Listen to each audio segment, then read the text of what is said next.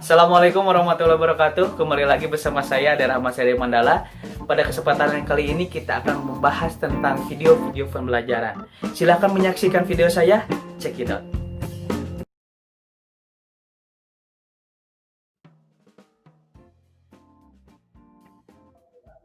Assalamualaikum warahmatullahi wabarakatuh. Pada kesempatan kali ini, seperti yang sudah dijelaskan pada pertemuan sebelumnya, kita akan membahas tentang lanjutan kias. Kenapa saya membahas hal ini? Karena pada pertemuan sebelumnya itu menanyakan apa sih Pak persamaan kias yang ada dalam mantik dan kias yang sebelumnya. Maka pada kesempatan kali ini saya akan menjelaskan tentang bentuk-bentuk kias yang diserupakan dengan kias-kias mantikia. Nah, ini kalau dalam ilmu mantik disebut sebagai lawahikul kias ataupun pendants of the syllogism. Jadi misalnya saya ambil contoh dari dua gambar ini. Ini terlihat serupa tapi tidak sama. Itulah yang akan kita bahas pada pertemuan kali ini ataupun lawahikul kias. Ini hampir sama dengan kias-kias mantikia tapi ini berbeda. Apa yang membedakannya dan lain sebagainya, maka akan dijelaskan pada slide berikutnya. Ada 5 pokok pembahasan dalam lawahikul kias ini. Yang pertama, kita akan membahas tentang macam-macam kias yang mempunyai persamaan di dalam unsur-unsurnya dengan kias-kias mantikia. Jadi nanti ada macam kesamaan dalam unsurnya ini dengan kias mantikia dan lawahikul kias. Lalu yang kedua, ada macam-macam hujah ataupun alasan. Jadi ada macam-macam alasan. Yang ketiga, ada kesalahan-kesalahan dalam kias. Jadi dalam bentuk kias ada dalam bentuk kesalahan. Kesalahannya nanti ada yang berbentuknya salah satunya dengan kesalahan material dalam kias. Dan yang kelima adalah sebab-sebab kesalahan isi dan bentuk kias. Jadi kesalahannya bisa bentuk isi dan bentuk kias. Langsung saja kita pada pembahasan yang pertama tentang macam-macam kias yang mempunyai persamaan di dalam unsur-unsur dengan kias-kias mantikia. Ini dibagi menjadi 4 macam kias yang mempunyai persamaan di dalam unsur-unsurnya dengan kias-kias yang kemarin dibahas tersebut dengan kias-kias mantikia. Ada yang pertama namanya kias mukrokab ataupun kias yang tersusun. Ini adalah kias yang tersusun dari 2 kias-kias sederhana atau lebih yang kesimpulan masing-masing kias itu sederhana dan merupakan premis minor bagi kias-kias berikutnya. Jadi kias ini tersusun dari 2 kias yang sederhana atau lebih yang konklusi ataupun kesimpulannya itu masing-masingnya kiasnya sederhana dan merupakan premis minor bagi kias berikutnya. Jadi ini merupakan premis minor bagi kias-kias berikutnya. Itu ya, itu adalah kias murokab. Yang kedua adalah kias istiqro. Nah, kias istiqro ini adalah cara pengambilan keputusan dari hasil penyelidikan satuan-satuan dari sesuatu. Jadi ini adalah cara pengambilan keputusan dari hasil penyelidikan satuan-satuan ataupun jucinya yang kemarin dari sesuatu. Nah, kemudian yang hasil kesimpulan dari sejujinya ini menghasilkan ataupun membandingkan satu sama lain. Nantinya hasilnya membandingkan antara satu sama lainnya, yang kemudian mengambil kesimpulan yang umum yang meliputi satuan-satuan tersebut. Secara sederhana gini deh. Jadi cara mengambil kesimpulan dari hasil penyelidikan yang sebagian tersebut, kemudian nantinya dia bandingkan satu sama lain, dan nantinya mengambil kesimpulan yang umum yang meliputi seluruh kesatuan tersebut. Itu adalah kias istiqro. Nah, yang ketiga adalah kias tamsil. Kias tamsil ini adalah cara menarik konklusi hukum ketentuan sesuatu dengan membandingkan kepada sesuatu yang lain.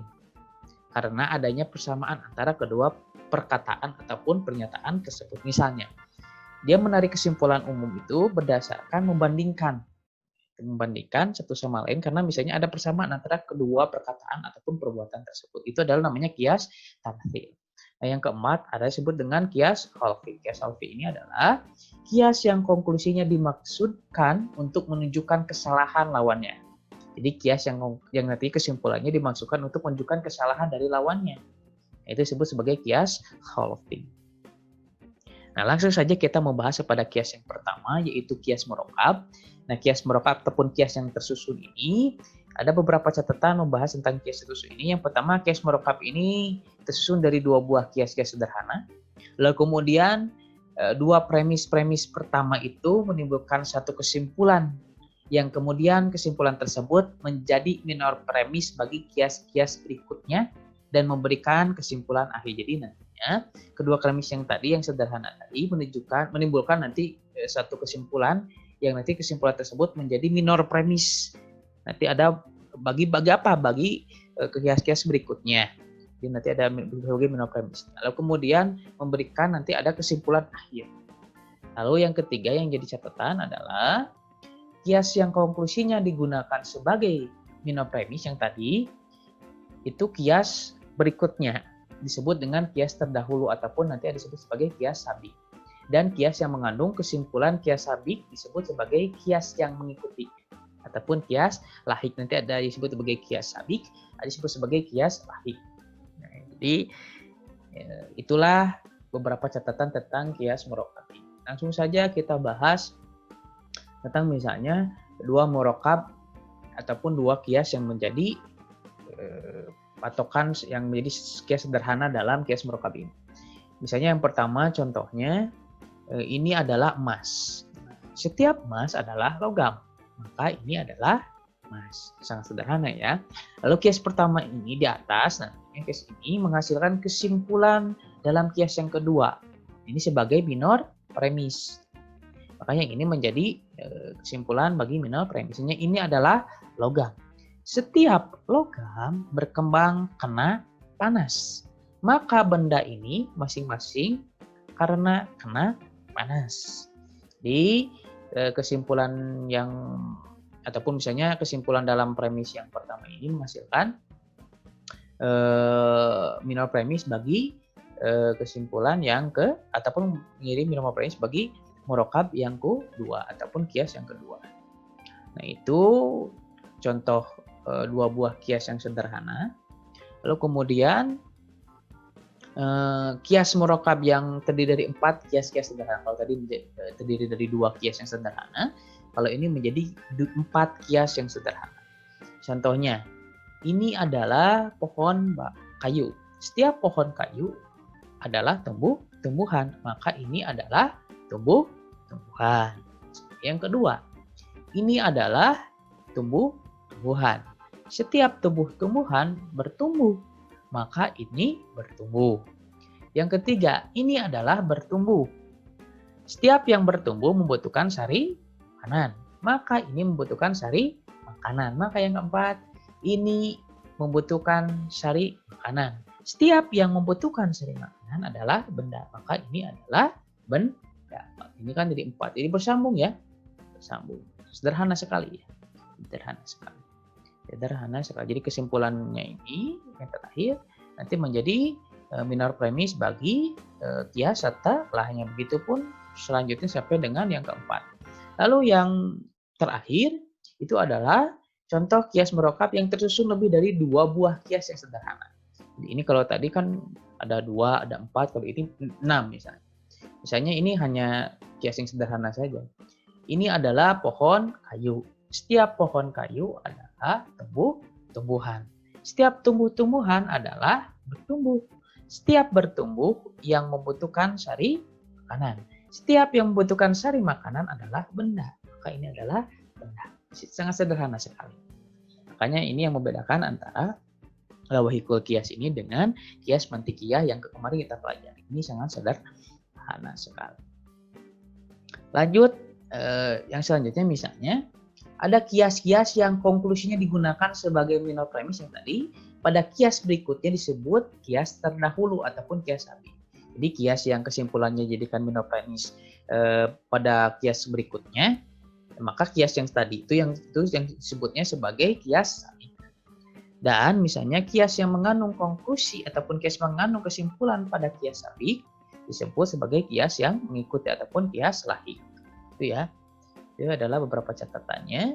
Jadi misalnya tadi kias yang dikandung primo dibagi sebagai kias sabik ataupun kias nanti yang mengandung kesimpulan dari kias sabik nanti adalah kias lahik ataupun kias yang mengikutinya. Misalnya ada dua yang menjadi catatan penting di sini. Misalnya kadang-kadang satu kias ini bersatu sebagai kias dan sebagai gaya lahik ataupun tadi sekaligus tergantung kemana kias tersebut dinisbahkan. Jadi bila disemakan kepada kias sebelumnya maka disebut sebagai kias lahik dan sebaliknya.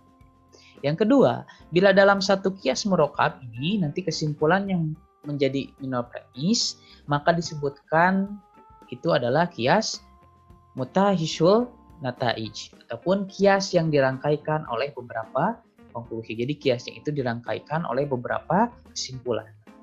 Nah, dan bila yang disebutkan dinamakan nafsullah nataij ataupun kias yang terpisah. Jadi kias kalau kias nafsullah nataij ini kias ini terpisahkan oleh kesimpulan-kesimpulan. Seperti yang contoh yang di atas. Lalu selanjutnya adalah contoh misalnya dari kias-kias yang disebutkan konklusi-konklusinya. Ini contoh kias murokab yang disebut konklusi-konklusi ini yang disebut kesimpulan-kesimpulan. Misalnya ini adalah pohon kayu. Setiap pohon kayu tumbuh-tumbuhan, maka ini adalah tumbuh-tumbuhan. Setiap tumbuh-tumbuhan bertumbuh, maka ini bertumbuh. Setiap yang bertumbuh memerlukan sari makanan, maka ini memerlukan sari makanan. Dan seterusnya sampai ke bawah. Itu adalah salah satu contohnya. Nah, lalu kemudian dilihat dari segi derajat susunan kodiah-kodiahnya, maka kias murokab ini yang disebutkan tadi kesimpulan-kesimpulannya berstatus minor premis. Jadi kesimpulan ini bersifat minor premis ataupun dalam ilmu matematik disebut sebagai mafsulun nataij. Nah, ini ada dua macam. Kalau mafsulun nataij ini ada dua macam. Yang pertama yang induktif, yang kedua yang deduktif. Contoh yang induktif adalah susunan menarik dari yang khusus menuju kesimpulan yang lebih umum. Jadi menarik dari yang khusus nanti menuju kesimpulan yang lebih umum. Contoh, setiap manusia adalah hewan. Setiap hewan adalah hidup. Setiap hidup adalah jisim. Dan setiap jisim adalah benda. Maka setiap manusia adalah benda. Ini menarik kesimpulan dari yang khusus menjadi yang umum. Lalu yang kedua, ini adalah deduktif. Kalau deduktif ini adalah susunan menurun dan yang lebih umum ke arah yang lebih khusus. Jadi ini kalau ini menurun dari yang umum ke yang khusus. Mestinya setiap jisim adalah benda, setiap hidup adalah jisim, setiap hewan adalah hidup, dan setiap manusia adalah hewan, maka setiap manusia adalah hewan. Jadi ini menurun dari umum ke khusus. Ini kebalikannya dari yang induktif, sebutlah deduktif. Saya rasa sampai di sini Anda sudah memahami seperti anak kecil yang sedang membaca buku ini. Maka kita lanjut kepada kias yang selanjutnya. Nah, kias yang selanjutnya adalah kias istiqro. Kias istiqro ini ada 3 pembahasan tentang kias istiqro ini. Yang pertama adalah cara pengambilan kesimpulan dari hasil-hasil penyelidikan satuan-satuan dari sesuatu. Kan? Jadi kesimpulannya itu hasil penyelidikan dari jujinya ataupun dari satuan-satuan dari sesuatu. Kemudian nanti satuan itu dibandingkan satu sama lain, yang kemudian misalnya mengambil satu kesimpulan umum yang meliputi keseluruhan dari satuan-satuan tersebut. Secara sederhana itu. Nah, yang kedua, penyelidikan tersebut ada kalanya dilakukan pada seluruh satuan-satuan objek yang diselidiki, maka disebut sebagai kias istiqrotam ataupun penyelidikan yang sempurna yang memberikan hasil konklusi yang meyakinkan kebenaran. Jadi, kalau kias istiqrotam ini atau penyelidikan sempurna ini memberikan nanti hasil kesimpulan yang meyakinkan kebenaran. Ada kalanya juga dilakukan hanya pada sebagian satuan-satuan unsur objek yang diselidiki yang memberi gambaran keseluruhan. Jadi ada kalanya misalnya tidak penyelidikan secara sempurna, hanya sebagian-sebagian dari satuan-satuan objek yang diselidikinya saja sebagai gambaran dari keseluruhan. Seperti misalnya pernah dilakukan oleh Imam Asy-Syafi'i misalnya dalam menentukan lama masa haid ataupun menstruasi pada perempuan misalnya, yaitu paling singkat 1 hari 1 malam. Yang bisa 6 hari dan yang paling lama misalnya 15 hari. Misalnya yang biasanya itu 6 hari, paling singkat bisa 1 malam misalnya, ataupun yang paling lama bisa 15 hari. Ketetapan tersebut setelah beliau meneliti sebagian kecil kaum wanita yang hidup pada zaman. Jadi dia meneliti pada yang hidup di zaman beliau, pada zaman Imam Asy-Syafi'i. Maka proses tersebut disebut sebagai kias istiqro nakis ataupun tidak sempurna, ataupun misalnya kalau sekarang dalam sistem kalian belajar itu ada disebut dengan sistem random sampling. Jadi kalian ambil secara random sebagai sampel-sampel saja. Inilah yang digunakan sebagai lembaga survei di seluruh Indonesia. Misalnya kalau kalian lihat politik, itu namanya sistemnya dipakai itu sistem random sampling. Ataupun kalian mengambil secara random untuk nanti menyatakan sebuah kesimpulan. Nah, kalau dalam mantik itu sebagai kias istiqronakis ataupun tidak sempurna karena dia menggunakan sampling saja.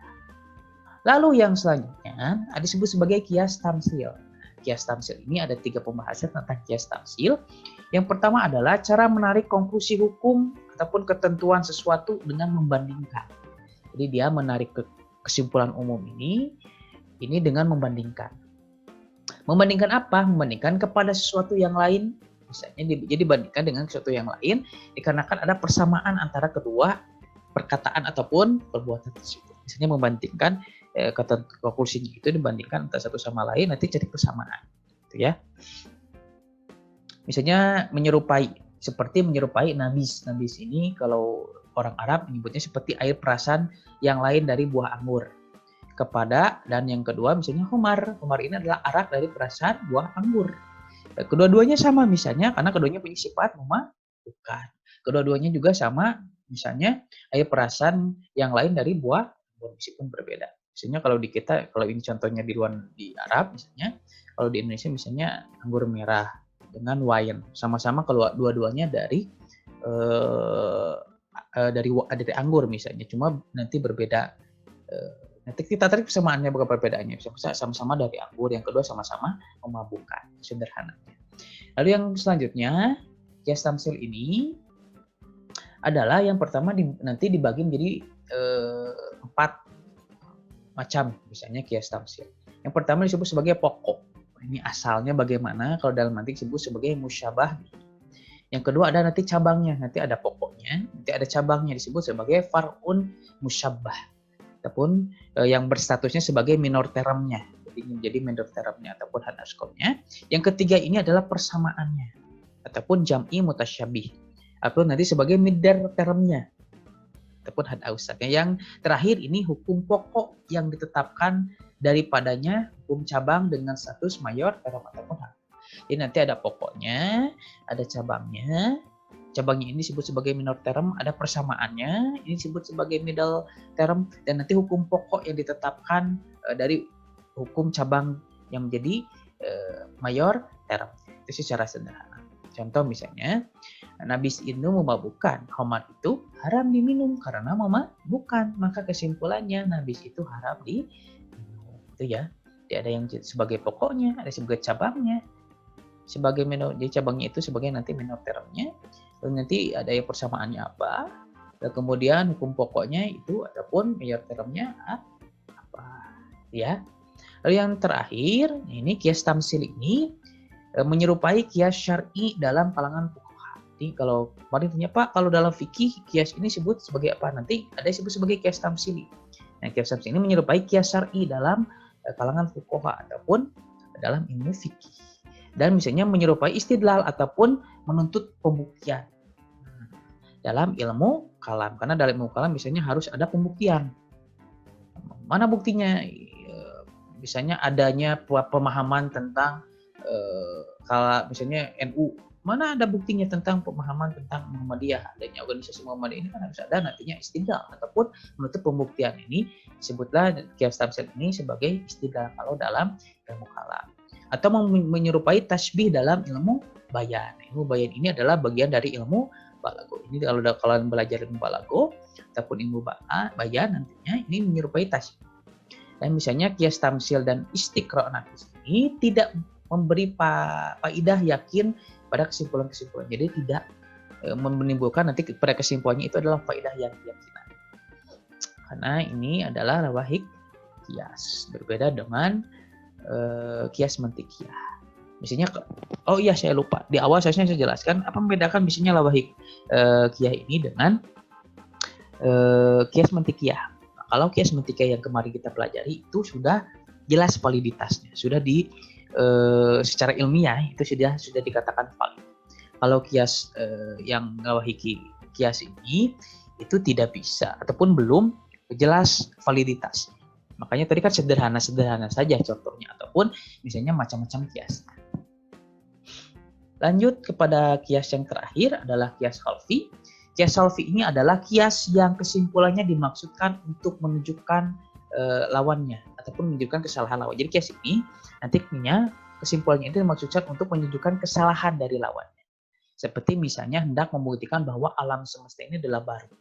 Dengan cara menunjukkan bahwa ya, alam semesta ini adalah misalnya kodim ataupun tidak ada awal permulaannya. Misalnya itu ya.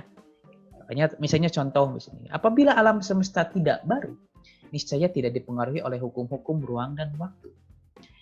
Akan tetapi, alam ini dipengaruhi oleh hukum-hukum ruang dan waktu karena selalu berubah-ubah dan berserak.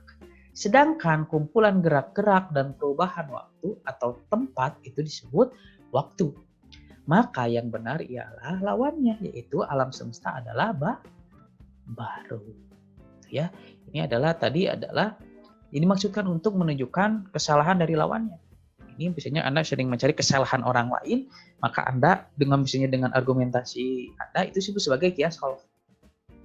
Jadi Anda menunjukkan kesalahannya lewat lawan-lawan ataupun lewat kesalahan dari lawan-lawannya. Nah, yang kedua, pada salah satu premis dari kias dari contoh yang di atas ini disebutkan alasannya itu selalu berubah-ubah dan bergerak-gerak. Sehingga susunan kias tersebut di atas disemakan sebagai kias mu'allal.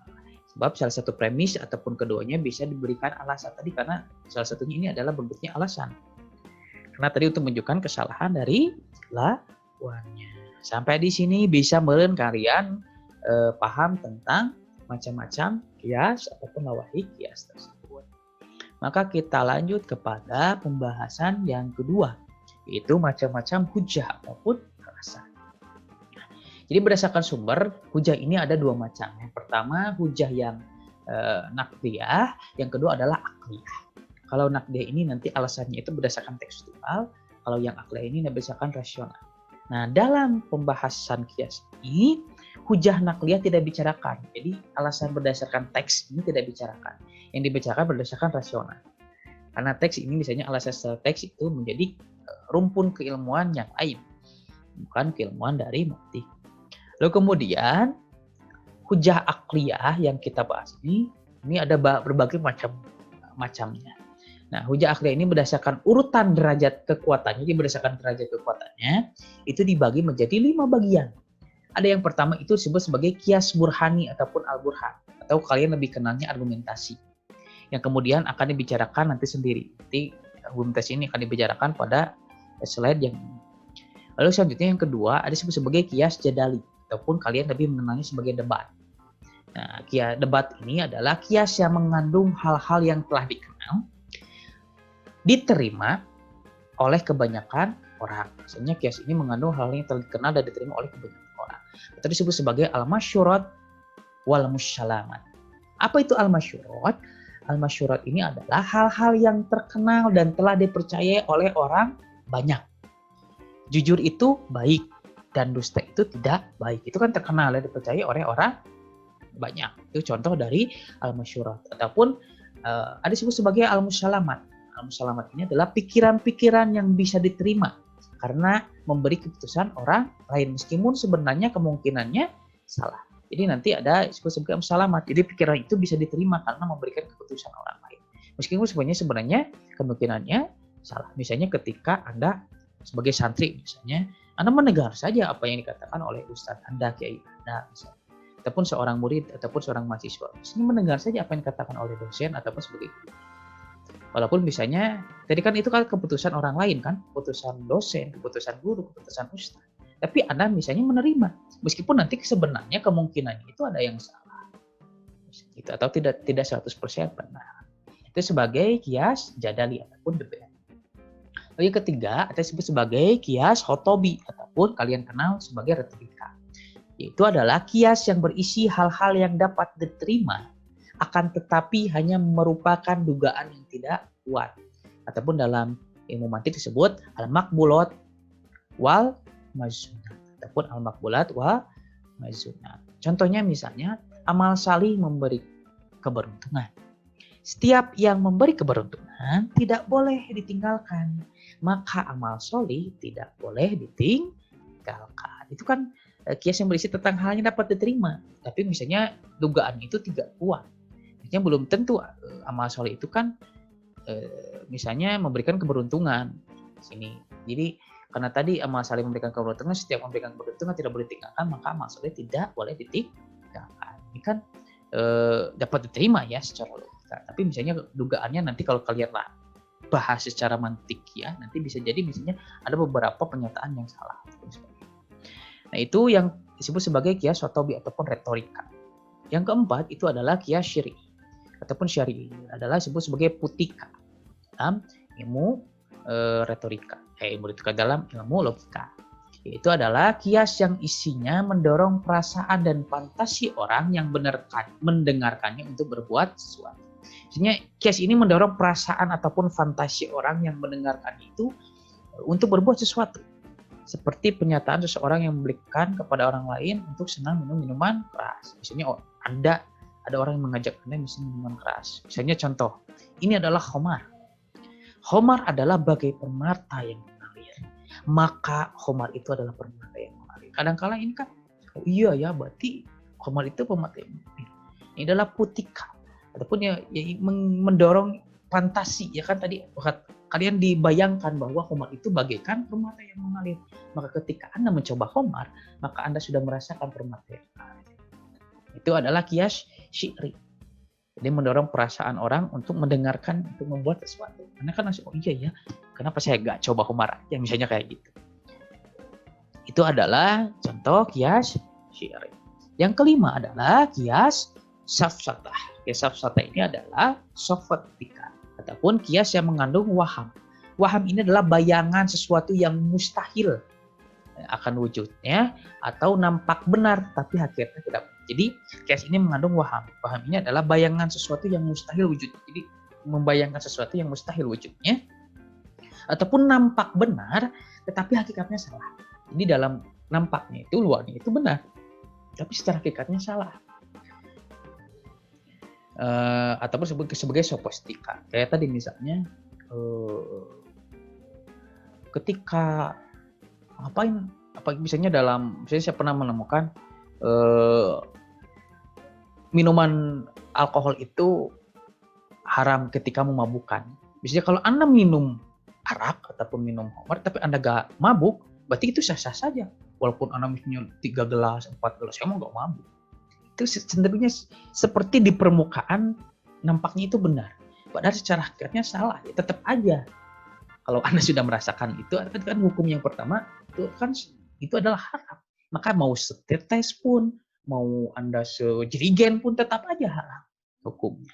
Tapi misalnya dengan kias safatah ini atau dengan sofistika ini bisa terjadi, misalnya kalian sesuatu itu menjadi benar. Nah, catatan-catatan misalnya hujah-hujah yang disebut ini tidak memberikan faedah ini dan tidak mempunyai kemampuan hujah yang meyakinkan. Jadi ini tidak memberikan faedah dan tidak memberikan kemampuan hujah yang meyakinkan. Kecuali misalnya yang pertama, kias burhan yang tadi misalnya akan dibicarakan sendiri misalnya dalam slide ini. Seperti yang disampaikan pada saat ini, misalnya ini yang kias jadali, kias sotobi, kias syar'i dan kias safatah ini tidak memberikan faedah, yakin dan tidak mempunyai kemampuan hujah yang meyakinkan. Jadi tidak mempunyai faedah yakin dan tidak mempunyai hujah kemampuan yang meyakinkan. Saya tadi kan contohnya kan kalau saya bahas itu kan tidak meyakinkan hujah saya itu. Nah, kita bahas hujah yang bisa menimbulkan keyakinan ataupun tadi yang membedakan dengan kias-kias yang empat tadi. Itu adalah al-burhan. Nah, al-burhan ini adalah kalian kenal sebagai argumentasi. Argumentasi ini berisi sebagai pembuktian yang tersusun dari beberapa premis yang memberi faedah yang meyakinkan, qodiyah sebagai premis yang memberikan faedah yakin ataupun meyakinkan. Jadi kalau Anda berargumentasi, setelah itu harus mempunyai pembuktian yang tersusun. Baik itu dari premis-premis yang Anda tadi yang Anda yakinkan, di premis-premis mayor ataupun minornya, tapi misalnya dari premis tersebut berdasarkan qodiyah yang sudah sesuai dengan prinsip ya, misalnya nantinya kalau dalam alasan itu dan nantinya harus meyakinkan. Itu secara sederhana. Nah, ini dibagi menjadi dua macam. Al-burhan ataupun argumentasi saja biar kalian paham. Argumentasi ataupun al-burhan ini bagi menjadi dua macam. Ada disebut sebagai daruriyah ataupun necessary ataupun intuitional. Yang kedua adalah nazariyah ataupun teoretikal. Nah, yang pertama daruriyah ini atau necessary atau intuitional ini adalah qodiyah yang mengandung kepastian dalam kebenaran isinya. tanpa memerlukan alasan-alasan ataupun pembuktian. Yang kedua adalah nadariyah ataupun teorikal. Itu adalah qadiyah yang isinya mengandung kebenaran berdasarkan teori-teori penyelidikan dan pembuktian. Kalau yang daruriyah atau intuition ini mengandung qadiyah yang mengandung kepastian dalam kebenaran isinya, dia sudah benar kebenaran isinya, tanpa memerlukan alasan-alasan ataupun pembuktian. Beda dengan nazariyah atau teoritikal. Ini adalah isinya mengandung kebenaran, tapi berdasarkan teori-teori penyelidikan misalnya, dan ada pembuktian. Itu perbedaannya.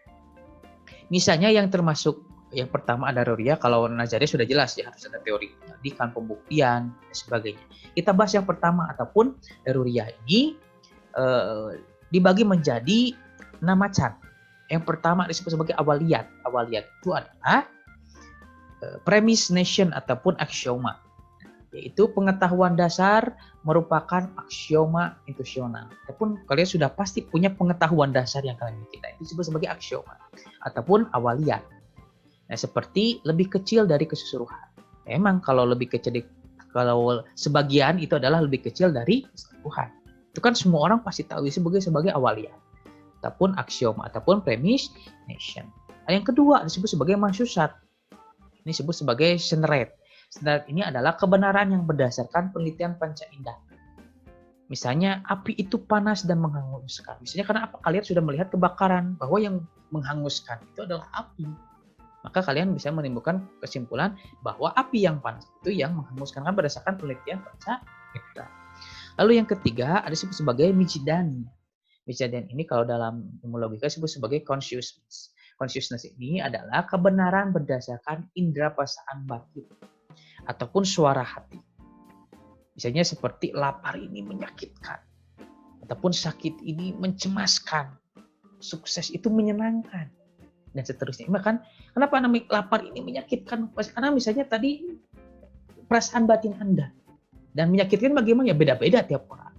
Ada yang menyakitkannya misalnya kerubukan, ada yang menyakitkannya misalnya Anda seperti terperas, seperti lagi menggaruk kelapa dan sebagainya. Misalnya sakit mencemaskan. Nah, cemas orang itu kan beda-beda. Makanya ini nanti berdasarkan perasaan indera batin seseorang. Lalu yang keempat adalah mujarobat. Mujarobat ini disebut juga expenimots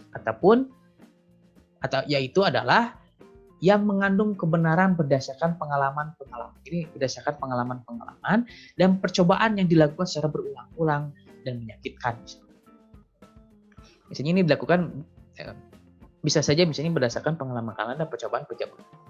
Misalnya yang dilakukan oleh yang menemukan lampu pijar, misalnya itu kan secara sejarah kalian baca itu sudah gagal 999 kali. Baru 1000 kalinya dia berhasil. Artinya dia menemukan sebuah kebenaran itu berdasarkan pengalaman dan berdasarkan percobaan-percobaan yang berulang-ulang dan meyakinkan, ya kan? Ketika mencoba ngebeletuk, misalnya ketika mencoba ngejelegur, ketika mencoba misalnya hangus rumahnya kebakaran. Lalu yang kelima adalah had asyati ataupun investigation yang mengandung kebenaran berdasarkan penyelidikan yang ilmiah. Kalau hadis isyati ataupun hadis isyati ini adalah kebenaran yang menjadikan itu berdasarkan ilmiah. Jadi patokannya ilmiah. Dan yang keenam adalah mutawatir. Kalau mutawatir ini kebenaran berdasarkan kepercayaan terhadap pendengaran berita yang bersambung-sambung. Dan sejumlah orang banyak yang menurut pertimbangan akal, pikiran, tidak mungkin mereka berbuat bohong. Seperti misalnya kebenaran syariat dalam Islam. Ini kan diterima oleh orang generasi abad 20 tahun misalnya tentang kebenaran kata-kata New York. Anda kenapa tahu New York? Karena biasanya belum pernah ke sana. Secara penglihatan dan sebagainya, tapi Anda percaya misalnya ataupun Mekah dan sebagainya. Secara sederhana. Lalu yang kedua, misalnya sebagian ahli logika memandang bahwa qadiyah-qadiyah daruriyah ini hakikatnya adalah qadiyah-qadiyah nadariyah. Sebab misalnya qadiyah premis dalam suatu kias berdasarkan nadariyah. Misalnya tadi kan premisnya itu berdasarkan nadariyah, jadi hampir sama sebagian. Jadi sebagian ahli memandang ya sama aja lah antara daruriyah dengan nadariyah. Sehingga misalnya akan disebut sebagai daruriyah, jadi samalah. Ada juga misalnya qadiyah yakiniyah nadariyah, ialah Qadiyah yang mengandung kebenaran secara yakin berdasarkan pembuktian-pembuktian akal pikiran. Jadi kalau dalam nadoriyah ataupun secara teorikan juga disebut sebagai qadiyah yakiniyah nadoriyah ataupun kebenaran yang berdasarkan pembuktian akal pikiran. Itu bukan sebagai scientific ataupun harus dengan misalnya penyelidikan, teori-teori, harus dengan ilmu pengetahuan, tapi juga bisa dengan akal pikiran. Itu sebagai qadiyah yakiniyah nadoriyah. Misalnya seperti contoh berikut ini. Alam semesta berubah-ubah. Setiap yang berubah-ubah adalah baru, maka alam ini adalah baru. Itu adalah contoh sebagai dari qadiyah yakiniyah nadoriyah. Lalu selanjutnya ada kesalahan-kesalahan dalam kias. Misalnya yang pertama adalah kesalahan dalam bentuk kias. Kesalahannya yang pertama dalam bentuk kias itu adalah menyalahi bentuk-bentuk kias mantiki yang telah ditentukan syarat-syaratnya agar daripada dapat ditarik kebenaran yang benar. Nah, kesalahan ini disebut sebagai kesalahan formal. Jadi ada yang kesalahan itu yang menyalahi bentuk-bentuk kias mantiki yang telah ditentukan syaratnya. Kemarin kita bahas kias mantiki, misalnya ada bentuknya, misalnya ada syarat-syaratnya agar dapat menarik kesimpulan yang benar. Nah, kesalahan. Misalnya ketika ada kesalahan dalam pembentukan syarat-syarat tersebut, maka disebut sebagai kesalahan formal. Yang kedua adalah kesalahan dalam arti isi yang terkandung di dalam kias. Jadi ada misalnya kesalahannya karena isinya, bukan karena syarat-syaratnya. Itu sebagai kesalahan material. Karena tadi misalnya kalau isinya sudah bohong, isinya sudah salah, maka nanti kesimpulannya pun akan salah ataupun bohong. Jadi nanti ada kesalahan formal dan ada kesalahan material. Nah, kesalahan-kesalahan bentuk dalam kias ini disebabkan sebagai berikut ini. Misalnya ini sebagai segaris besar kesalahan-kesalahan secara bentuk. Ini kan secara bentuk. Itu ada yang misalnya karena syarat-syarat tadi, misalnya karena ada kesalahan dari middle termnya. Artinya misalnya kedua premisnya misalnya artinya rangkap ataupun ambigu. Jadi kedua-dua premis Anda itu menyatakan ambigu.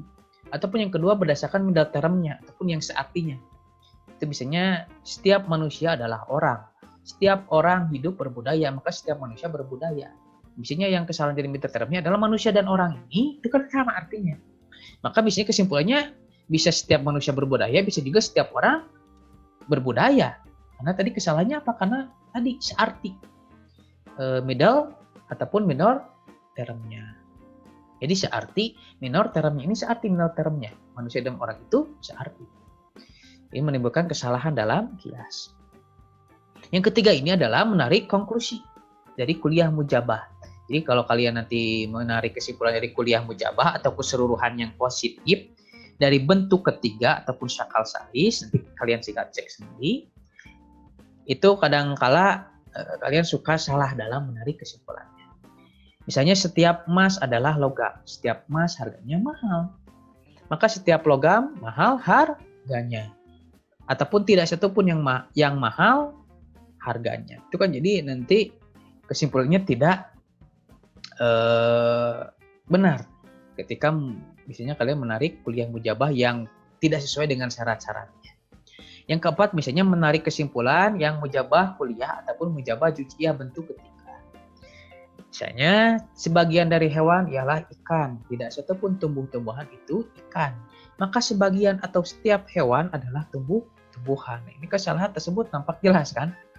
Jadi karena tadi syarat-syaratnya tidak terpenuhi. Tapi misalnya yang kelima, menarik kesimpulan term exodus dari term konsekuen ataupun misalnya menarik konklusi dari term tali dari mengecualikan muqaddamnya. Jadi menarik konklusinya dari term yang tali dan mengecualikannya dari muqaddam dalam misalnya kias istisna. Contohnya misalnya bila suatu itu adalah emas tetapi suatu itu logam maka sesuatu itu emas. Ya kan jadi tidak benar. Jadi Anda ingin menarik dari konklusinya itu menarik dari muqaddamnya misalnya. Kan menarik jadi muqaddamnya tapi mengecualikannya dari talinya.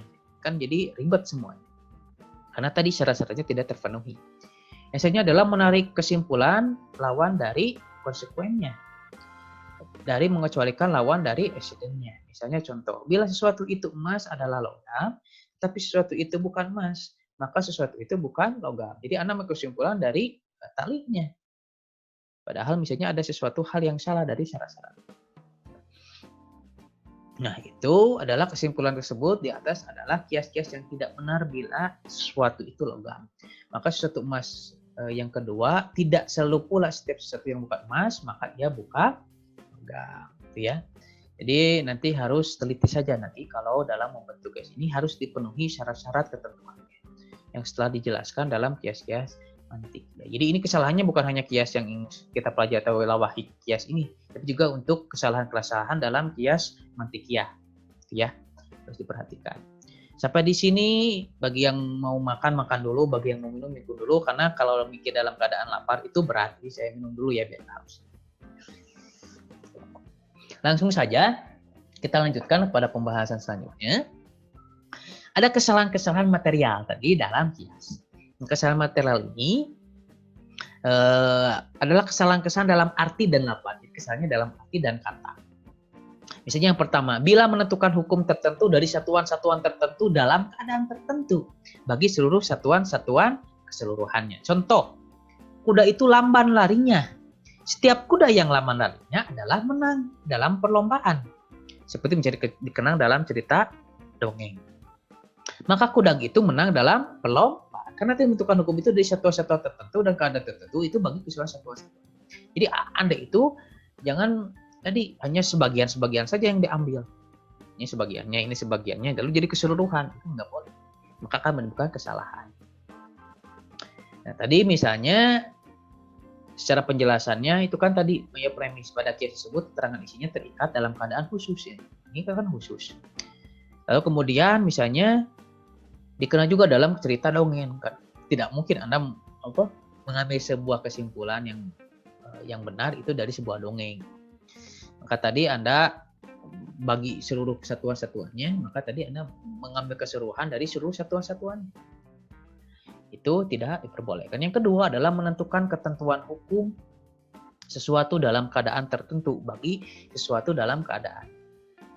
Dia mengambil sesuatu dari keadaan tertentu bagi seluruh. Jadi gini Anda mengambil sesuatu keadaan tertentu yang mengklaim itu adalah keseluruhan dari keadaan tersebut. Misalnya ini adalah homar. Homar adalah boleh diminum dalam keadaan khusus ataupun darurat. Maka homar ini adalah boleh diminum. Misalnya kan Anda mengklaim keadaan sesuatu menjadi keseluruhan dari sesuatu. Anda mengklaim ini adalah homar. Homar itu boleh diminum tapi dalam keadaan sesuatu. Misalnya darurat. Kalau tidak ada obat, misalnya satu-satu obatnya itu adalah homar. Maka Anda mengambil kesimpulan, maka homar itu boleh diminum. Itu kan Anda mengambil kesimpulan dari keadaan besar, dari keadaan-keadaan yang khusus. Nah, sekarang itu seringkali terjadi demikian. Babi itu haram. Babi itu haram ketika misalnya dalam keadaan tertentu, misalnya di hutan gak ada makanan lagi, tapi Anda misalnya mengambil kesimpulan, maka dengan itu babi itu adalah halal. Tapi misalnya tidak dalam keadaan tertentu, misalnya dalam keadaan apapun, hanya dalam keadaan tertentu. Jadi Anda mengambil kesimpulan jadi keadaan yang keseluruhan. Yang ketiga adalah menetapkan satu ketentuan hukum sesuatu yang berlaku, misalnya dalam setiap keadaan dan waktu kepada sesuatu dalam keadaan khusus. Contoh, ini adalah homar. Homar adalah haram diminum dalam keadaan lapang, kecuali dalam keadaan darurat. Homar haram minum. Jadi menetapkan sesuatu hukum pada hukum yang berlaku dalam keadaan dan waktu sesuatu dalam keadaan khusus. Kalau ini hampir sama dengan yang tadi. Kalau tadi khusus ke umum, kalau ini umum ditariknya kepada sesuatu yang lebih khusus. Itu secara sederhana. Kalau yang keempat adalah menetapkan sifat hakikiyah dari na'u spesies kepada jenis ataupun jenis. Jadi ini adalah menetapkan sifat hakikat dari jenis dan dari misalnya genus. Misalnya kuda adalah hewan. Semua hewan itu berakal. Maka sebagian kuda adalah berakal. Jadi Anda menetapkan sifat hakikiyah dari na'u yang spesies jenis. Ini kan. Nah, jadi penjelasan tersebut menunjukkan bahwa jangan sampai nanti menetapkan sifat hakikah itu dari jenis dan spesies tertentu. Yang tadi kuda adalah hewan, semua hewan adalah berakal, maka sebagian kuda adalah berakal. Karena tadi sifat hakikiyah hewan itu adalah tidak berakal, maka kuda dan hewan pun nantinya tidak berakal. Itu kan nantinya jangan menetapkan sifat hakikiyah dari na'u spesies kepada jenis, ya.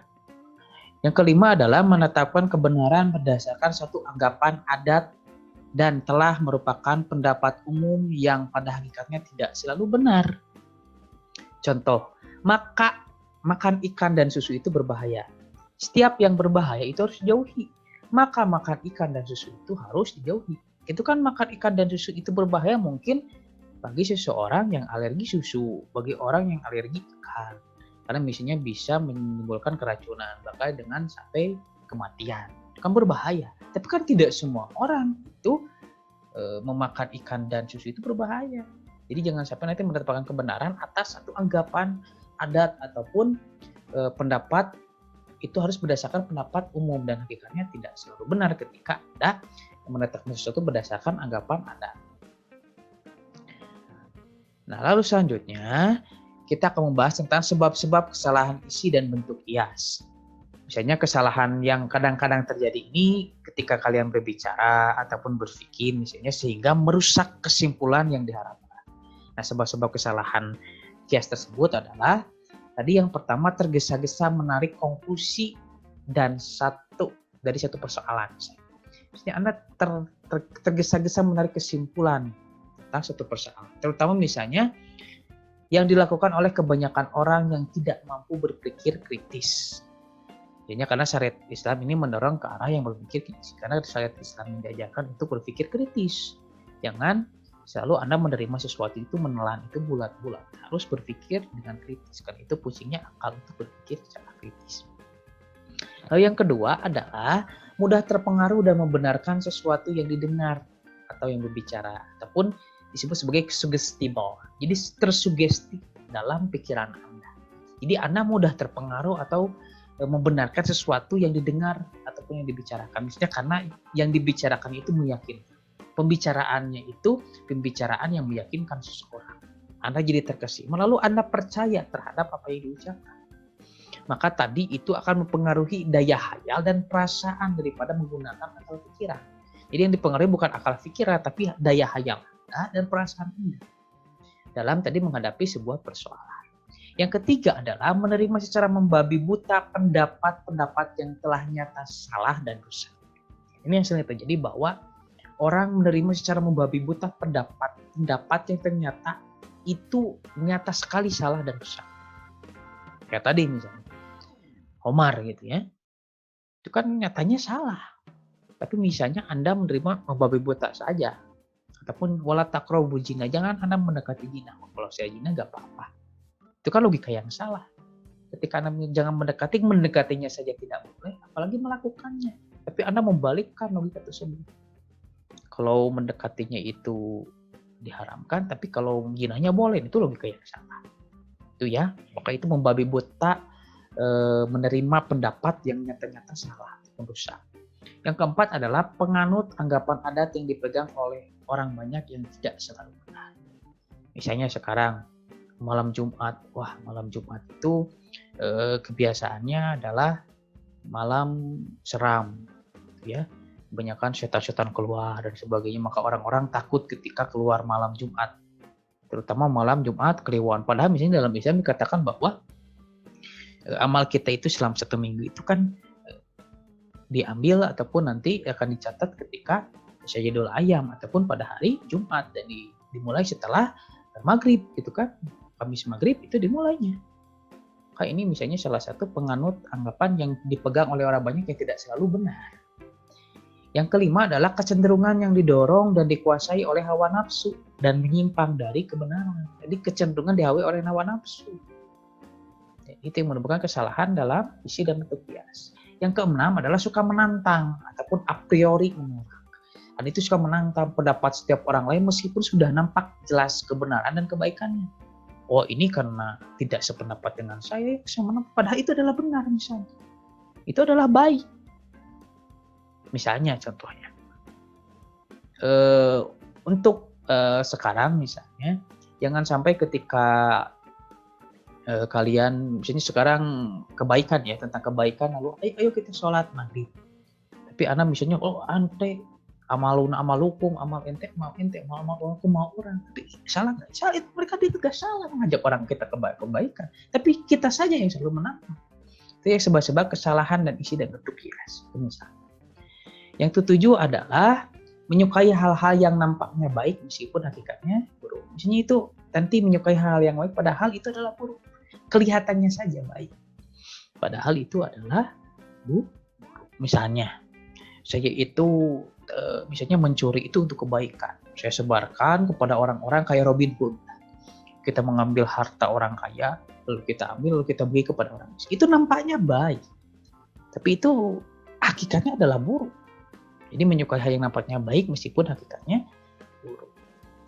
Akhirnya beres juga pertemuan kali ini, agak sedikit panjang karena kita membahas tentang bagaimana lawahi kias ini, kias-kias yang tidak ada dalam mantik, tapi menyeperai tentang kias-kias dalam mantik. Sampai di sini saja. Terima kasih telah menonton video saya. Jangan lupa like, comment, dan share-nya. Dan klik di kolom komentar apa yang ini Anda komentar. Sekian saja yang dapat saya sampaikan. Akhirul kalam. Wassalamualaikum warahmatullahi wabarakatuh.